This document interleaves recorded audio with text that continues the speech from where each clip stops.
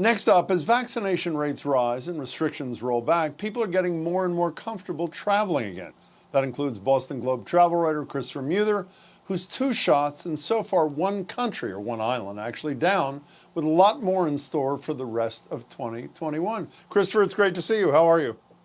I'm well. How are you, Jim? I'm good. So my analysis is a travel writer who doesn't travel is sort of like a TV host who does a show from his daughter's bedrooms. That's my take on this. But you did finally travel. You did get on a plane. Where'd you go and why? I went to South Caicos, which is part of Turks and Caicos. And I went there specifically because there's really no tourism there whatsoever. There's like a couple of places. I went to one of them, but the population there is about 1,000 people. There's more donkeys and iguanas than people. And it's beautiful, primarily because it was sunny and the water was blue and it was a nice change of pace. You know, no disrespect intended to Turks and Caicos. I'm much more interested in the plane getting there because I am totally freaked out by the notion of doing a plane thing. Masks are still mandated, from what I understand. Middle seats are no longer mandated to be vacant. So what's the plane experience like in late May 2021? I mean, one of the most important things I would tell people is everything that you remember about flying is still there. And by everything, I mean the jerks that you have to deal with on an airplane. You know, you've romanticized travel for the past year and change. And trust me, it's just as bad as it was before. And I'm not talking about COVID. But people are really good. At least the flights that I flew on were, you know, they had their masks on. My planes weren't full, and I had all these extra miles that I hadn't used in more than a year. So I used them to put myself in exit rows.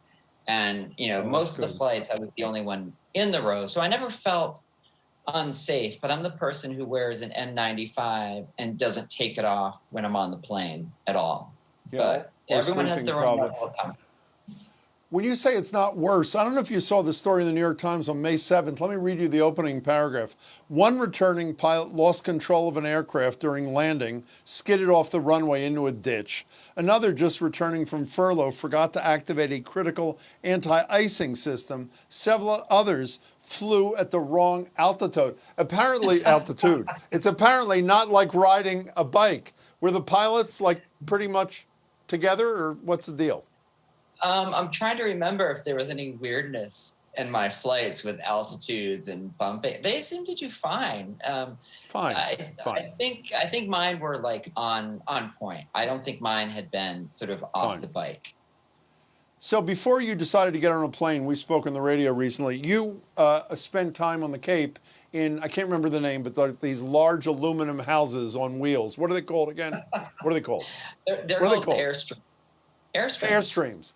And you did that, and that's like those mobile things, sort of like an RV-ish kind of experience. There's some photographs. Actually, it looks beautiful. They're a little too close for me, but they look pretty nice. But I want to talk to you about another Cape. Are you in Provincetown now as we're speaking?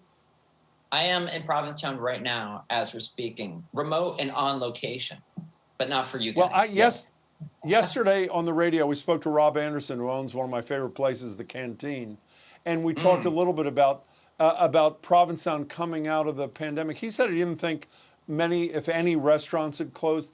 How is Provincetown on the exit end, I hope the exit end, of the pandemic?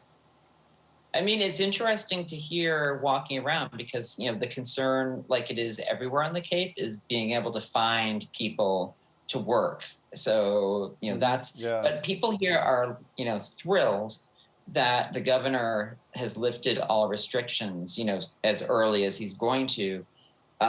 You know, one of the things that's interesting is last year, I guess it wasn't quite gay enough here for people. It was the year the straight people came in. So they're really, the word that was getting tossed around today was the re-queerification of Provincetown. So that's something for you to add to your vocab, Jim. Re-queerification. Well, by the way, the re-queerification of Provincetown is also great for straight people. As a regular annual visitor, I think it's great. You know, one of the things that Rob said to me yesterday, to me and Marjorie, I don't know if you're familiar, that staffing is such a problem. And in addition to the staffing problems we see here in restaurants and retail, it's even worse because there's no affordable housing. He and his partner, his business and his life partner, have bought 2 houses and become landlords for the people who work, a landlord in the best sense of the word, who work in their restaurants, because the housing crunch, the affordable housing crunch, is so intense on the Cape. Yeah, I mean, when you think about it, it was already tough, and real estate prices are so high here, and it's such a small town that, it's sort of perfect recipe for disaster when it comes to bringing in summer help. So, what people were saying to me is, be a little extra patient when you're waiting for your lobster roll. That's exactly what he said yesterday. I hope people take it to heart. Before you go, you obviously know the way to Turks and Caicos, but you obviously don't know the way to San Jose, even though somebody you interviewed did. Here's a little bit of your interview of one of my favorite performers on the planet, Dionne Warwick. Here it is. I think it kind of lets them know that, first of all, I'm approachable, and I've always been, and now they know for sure I am. And that makes me feel good. And I want them to know, and I've let them know, you may be learning things from me, but I'm also learning from you. The great Dionne Warwick is 80. She's had an explosion on social media. She's great to follow. But what's you're the travel writer for the Globe. I know you know. What's the travel angle with Dionne Warwick? She is a living American legend. And so I'm writing about the U.S. and therefore it's travel. All right. So I'm essentially a crazy Dionne Warwick fanboy. And I had an opportunity to talk to her and I grabbed it. Essentially, I did not let her walk on by is what I'm going to say, Jim.